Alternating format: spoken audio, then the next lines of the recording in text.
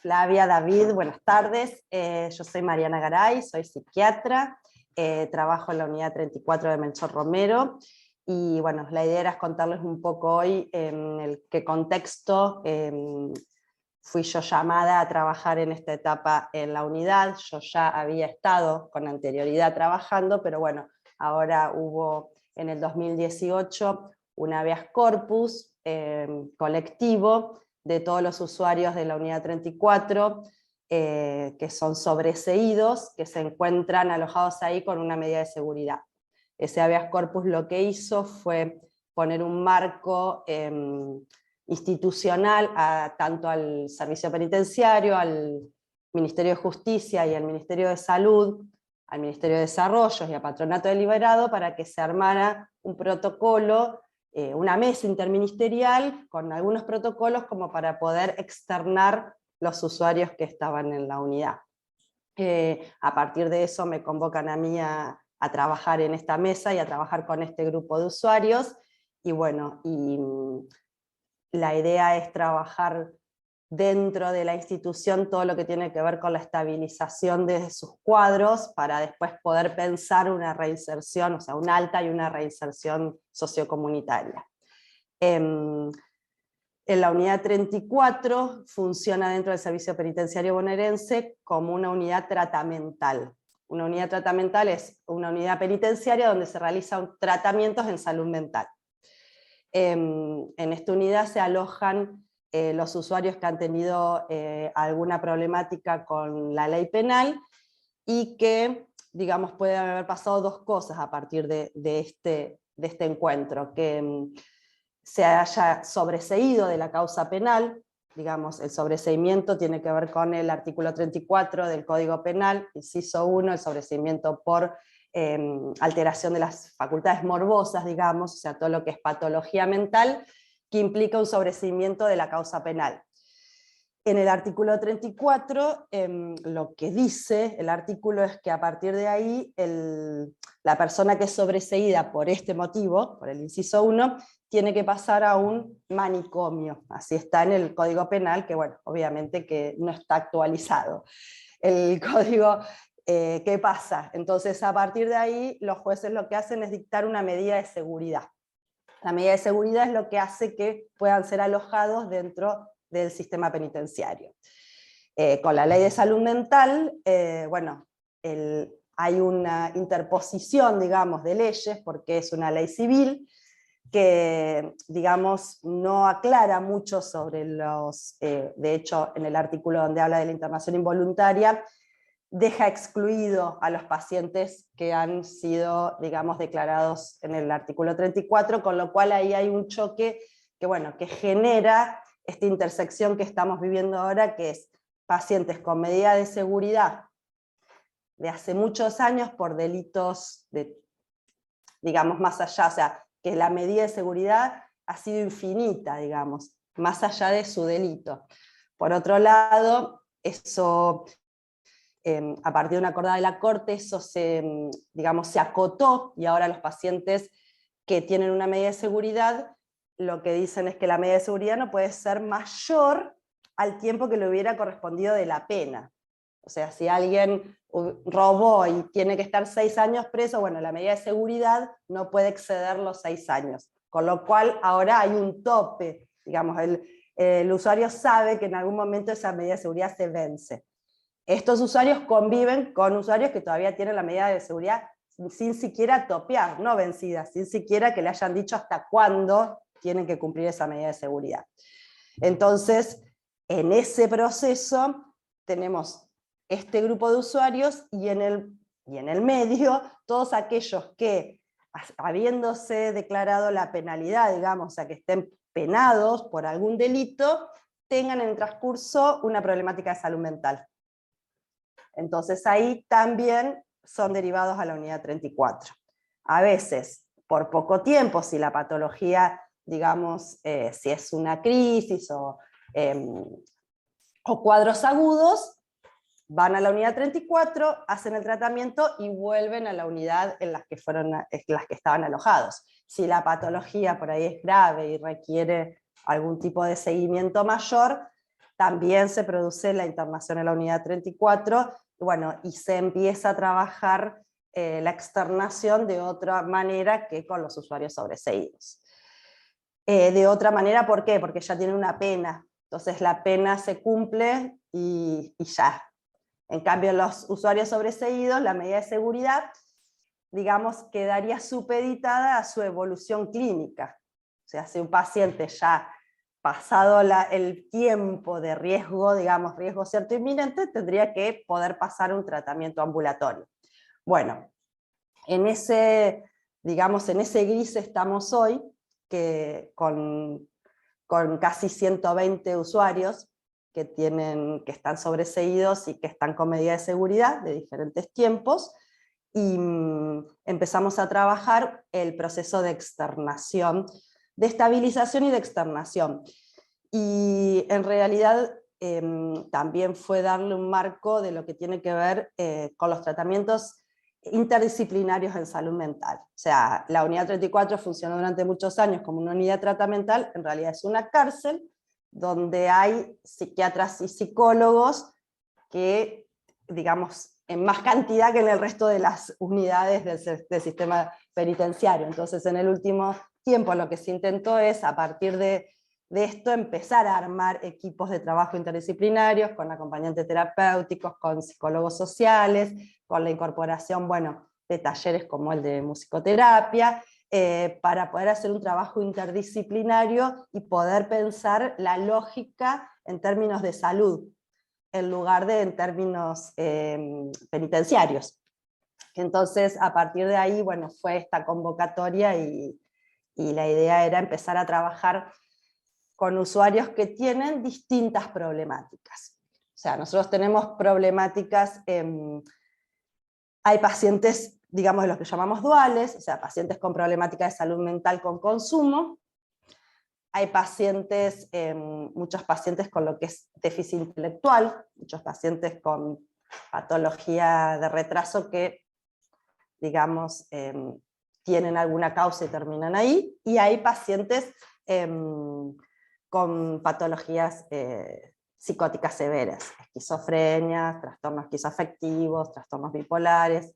Entonces, bueno, es como que, digamos, si bien hay una variedad de diagnósticos, por ahí la idea es que los tratamientos, pensar los tratamientos en función de cada uno, o sea, de su tratamiento individual y en función de qué es lo que cada paciente o que cada usuario piensa para sí, digamos, qué es lo que el equipo piensa para el usuario y cuáles son los intereses de ellos en relación a los talleres y a las posibilidades de hacer otro tipo de tratamiento, además del tratamiento psicofarmacológico y del tratamiento psicológico.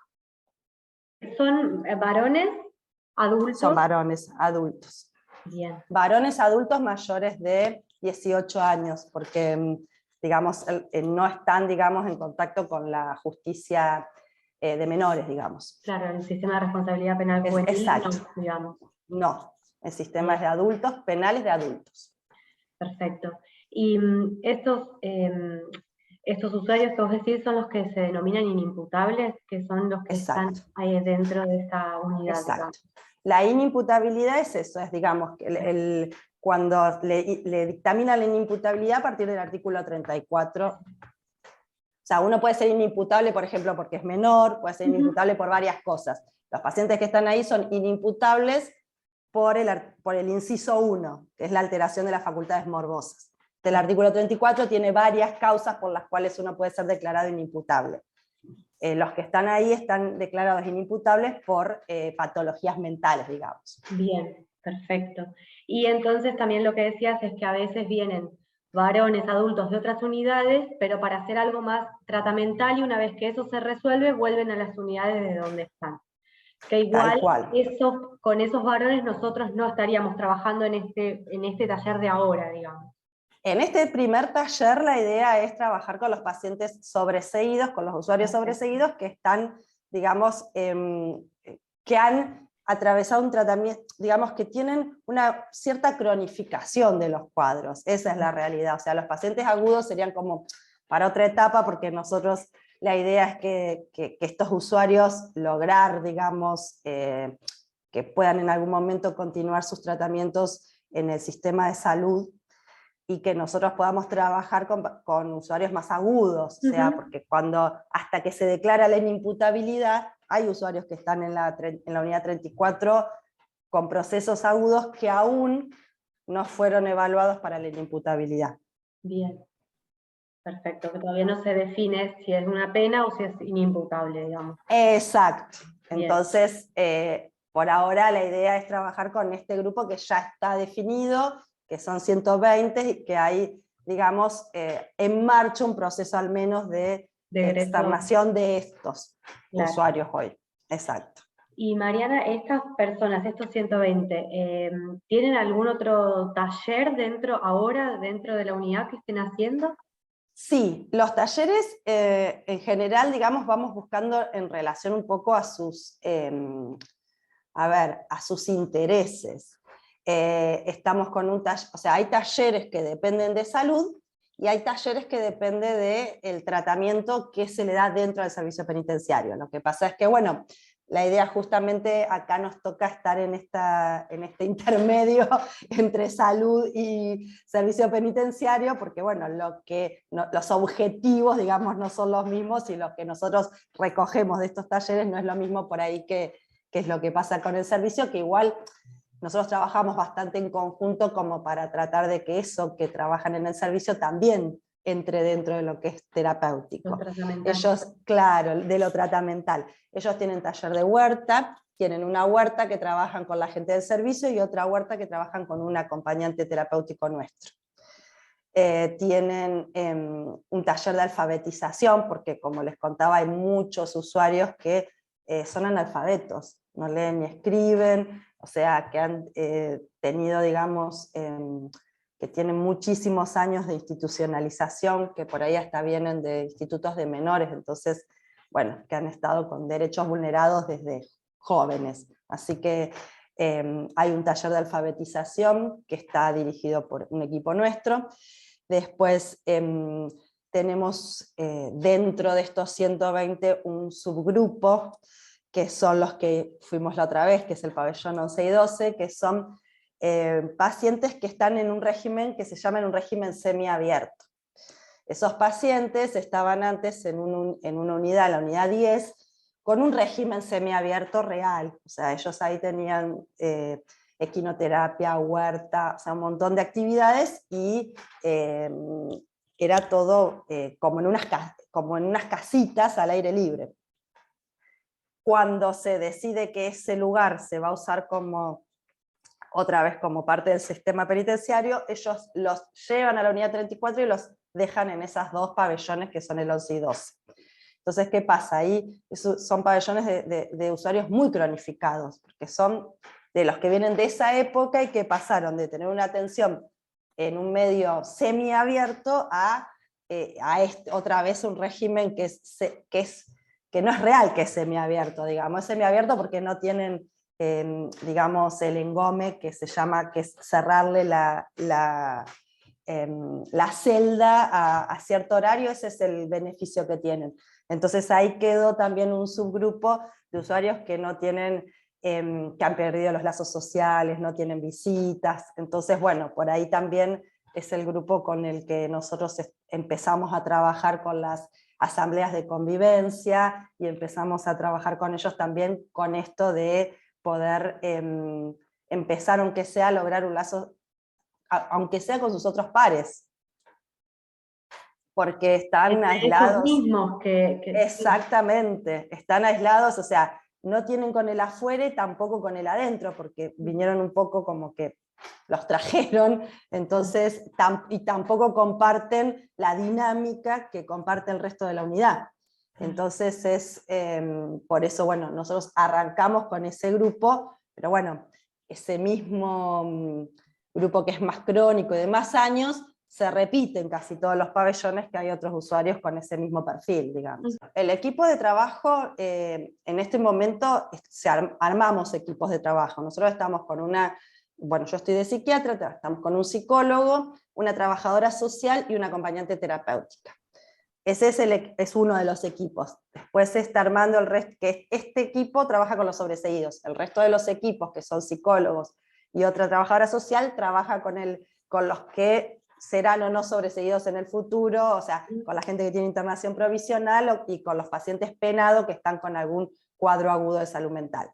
Por ahí lo que a mí me parece importante cuando lo pensé y convocamos a la cátedra, es que hay algunas cuestiones que tienen que ver con su identidad y donde la música también, digamos, hay cuestiones donde ellos mismos piden algunas cosas que tengan que ver con cómo armar algo de su historia, y me parece que la herramienta es, digamos, hay un grupo donde se necesita mucho más estimulación y donde tiene que ver más con lo cognitivo y con que tienen más discapacidad, porque realmente son pacientes que tienen un grado de discapacidad mayor, y hay otros que les cuesta muchísimo armar algún tipo de historia personal e historia con otros, ¿no? Entonces me parece que hay en eso, cuando nosotros planteamos esto de poder ellos participar en el taller de música, surgen un montón de cosas, porque surgen desde lo que ellos se acuerdan que escuchaban, lo que escuchan ahí, lo que traen influenciado por otros. Empezamos a ver lo de los instrumentos y de pronto empezaron a pensar de cómo hacer instrumentos ellos. O sea, me parece que a partir de la propuesta, nosotros en la asamblea esta de convivencia, traemos todas las propuestas de las opciones de talleres que podemos incorporar a partir digamos, de la gente que quiere venir a trabajar con ellos, porque no es sencillo encontrar grupos que quieran venir a trabajar a la unidad. Entonces, cuando nosotros le planteamos lo de la música, se abre un abanico de tantas cosas que a nosotros también nos permite trabajar hasta desde los intereses de ellos y de esto, ¿no? De pensar, bueno, hay un taller para pensar que ellos quieren hacer ciertos instrumentos musicales y ya lo plantearon, entonces me pareció que empiezan a socializarse otras cosas. Sí, y está re bueno esto también de que parte de la demanda de ellos mismos también, digo, de un interés genuino, ¿no? Que no es que son ustedes las que sí o sí, bueno, vamos a hacer esto, sino que es una propuesta que tuvo un impacto, que tuvo buena receptividad, y a partir de ahí ellos también pensaron de qué manera la música puede, ¿no? Como, está Totalmente, buenísimo. totalmente. Sí, por eso me parecía que en la asamblea de convivencia es el lugar donde nosotros un poco recogemos todos sus intereses y después tratamos de pensar desde qué lugar podemos acercarlos a ellos, a esos intereses que tienen. O sea, lo de la huerta surgió igual, ellos tienen un patio atrás, entonces donde antes recibían visitas y era un espacio de ellos, y de pronto ese espacio, bueno, se los coparon. Entonces, bueno, fue volver a recuperar ese espacio. Entonces trajimos el profesor de huerta que empezó a hacer huerta y empezó a hacer otras cuestiones, y se armó algo de esto, ¿no? De que ellos tengan un lugar, y esto de que sean escuchados. Me parece que hay un punto de volver a visibilizar esto que les pasa, y me parece que eso es lo más interesante de este primer grupo, por lo menos. Sí, pensando también en esto de los procesos de estabilización y externación, también para que ellos puedan ir descubriendo cuáles son los propios intereses y bueno, a partir de ahí pensarse en una fuera donde esto se tenga en cuenta, ¿no? También, que es la forma de hacer lazo con un montón de cosas, ¿no? Como Sí, ciudadano, totalmente. como familiar, como, bueno. Totalmente, totalmente. Todos los talleres, por eso la idea es que en el taller acompañar con alguno de los terapeutas del equipo, porque recoge mucho de eso que sucede en los talleres para trabajar después en las propias terapias, en los propios tratamientos, y también para trabajar con las familias. Nosotros tenemos tenemos divididos los pacientes, los que tienen algún referente afectivo, que tratamos de cuidarlos porque, bueno, son pocos los que tienen ese referente afectivo, y después muchos están, o sea, nosotros tenemos toda la población de la provincia de Buenos Aires, entonces algunos tienen su familiar en Bahía Blanca, su familiar en la costa, entonces la verdad que, digamos, es bastante complejo, y a veces a partir de ciertas cuestiones, no sé, de producciones de ellos, con eso un poco conectan y contactan con la familia. Ellos ahora están con celulares en la unidad, que eso también permitió que ellos mismos trajeran, no sé, videos de TikTok que habían hecho haciendo música, o sea, hay como una producción que es un poco de ellos, y ahora hay que encauzar eso en lo terapéutico, digamos. O sea, el interés está, ahora nosotros, la idea es eso, bueno, ver cómo recogemos eso y armamos de eso algo para trabajar en su tratamiento. Claro, buenísimo. Bueno, genial. Creo que... Yo quería preguntar si los del pabellón 11 y 12, ¿no?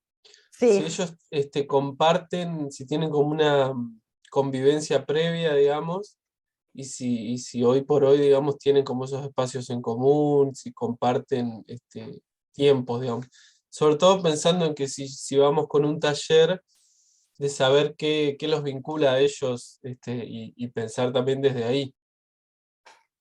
sí, sí, es re importante eso, porque en realidad lo que nos pasa es que esos dos pabellones, sus tareas, o sea, sus actividades, no pueden ser en espacios donde hay gente de régimen cerrado.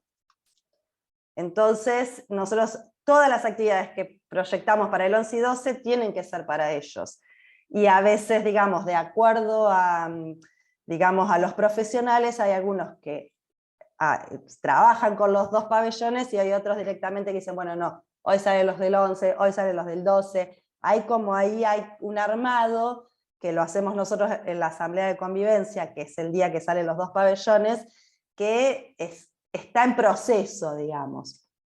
Es el armado que por ahí, digamos, ellos tendrían en común un espacio físico, tendrían en común ciertas cuestiones que todavía no se terminan de armar por estas cuestiones penitenciarias, porque en realidad su patio tendría que estar abierto. Bueno, ahora hay como, en la última asamblea se hizo un acta que hicieron ellos y firmaron todos con un petitorio, entonces yo ahora la voy a elevar al jefe de la unidad como para ver, bueno, qué respuesta hay a ese petitorio, pero es esto un poco que vos decís, es como, nosotros lo pensamos siempre, incluidos los dos pabellones, pero bueno, a veces podemos y otras veces está en construcción, sería.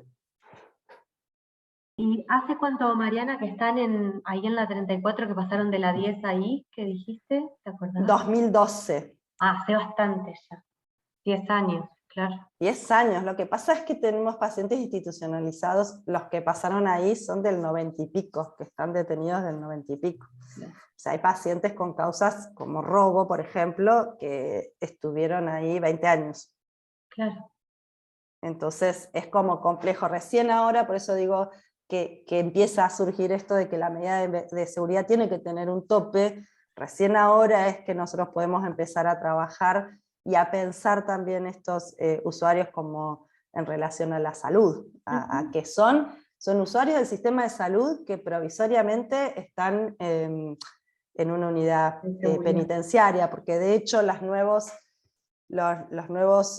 pacientes que llegan ahora, hay un cambio de paradigma, ¿no? Porque ellos ahora están sobreseídos, pero a partir de que están sobreseídos los pasan a un juzgado de familia y ya se empieza a pensar si el paciente está o no para estar internado, o sea, es el riesgo cierto inminente, no una medida de seguridad. O sea, hay muchos que ya directamente es, bueno, se declaró la inimputabilidad, ¿tiene en este momento criterios de internación? Sí, bueno, entonces va a un hospital general cercano a su domicilio para hacer el tratamiento que además permite mantener algo del lazo, porque nosotros, o sea, tenemos usuarios que tienen la familia en Tandil, en Azul, en Bahía Blanca, entonces es muy complejo y que por ahí las situaciones han sido con algún familiar, que también tiene que entender el familiar, que eso fue una descompensación, o sea, hay que hacer un acompañamiento a las familias para lograr la externación, y eso siempre es mejor desde,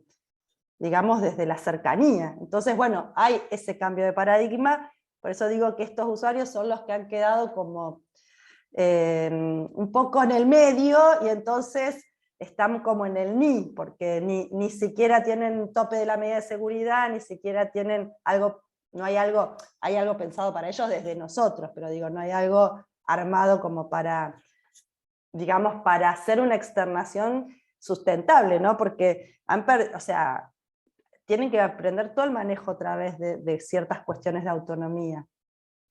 Sí, estatalmente no está el armado para que... No está el sistema intermedio donde ellos tendrían que ir, o sea, ellos tienen que ir a un sistema intermedio donde uno pueda trabajar todos los procesos que tienen que ver con la autonomía, lo que es el manejo del dinero, el viaje.